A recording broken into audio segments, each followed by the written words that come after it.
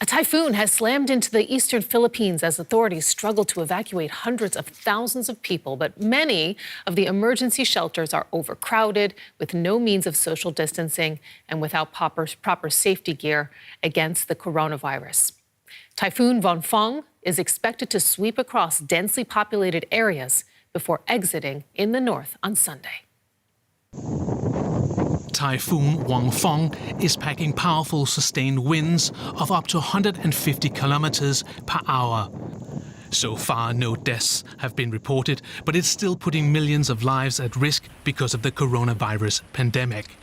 Areas hit by the typhoon are under lockdown, and people are trying to stay home to avoid infection. The authorities have evacuated around 200,000 people who now face contracting the virus at overcrowded emergency shelters.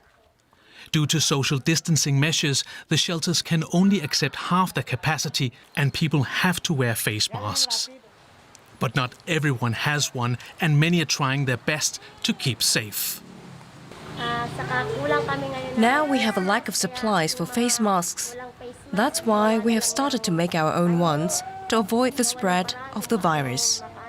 Typhoons are common occurrences in the Philippines, but this time the coronavirus outbreak has made the threat even worse. The National Weather Agency warns of potential flooding and landslides in the coming days.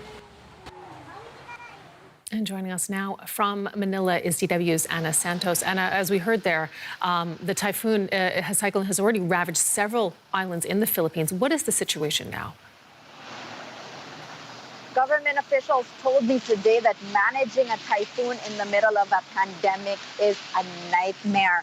So thousands have been evacuated into evacuation centers, and this took a longer time than usual as they had to transport people and vehicles that were only operating at half capacity, and then taking temperature checks and then trying to distribute as many face masks as they could among the evacuees.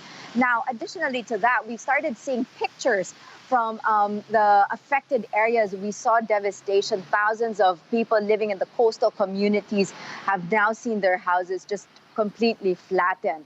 So after the typhoon, this now brings us to another problem. These people, these evacuees, might not have a home to return to. And how will they stay safe from the coronavirus after that? And these disaster response teams, I mean, they have this challenge now of still operating despite the coronavirus pandemic, slowing their work down. How are they managing?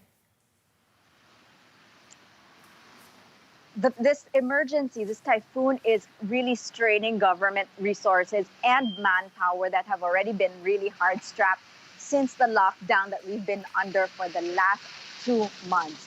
So the bigger challenge now is managing hygiene and sanitation in these very cramped evacuation centers. They're notorious for not being able to have sanitation and hygiene in the first place. Now, also, the next couple of days, we'll be monitoring the typhoon hitting the capital of Manila. We've seen over half of the total COVID positive cases in Manila, and this is mostly because of how densely populated Manila is. This density, this overcrowding of Manila is what you see mirrored in the evacuation centers. So government authorities are really now facing two challenges: how to protect people from the typhoon and how to prevent these evacuation centers from turning into hotbeds for coronavirus infection. Okay, DW's Ana Santos joining us from Manila, where this typhoon is forecast to hit shortly. Thank you so much.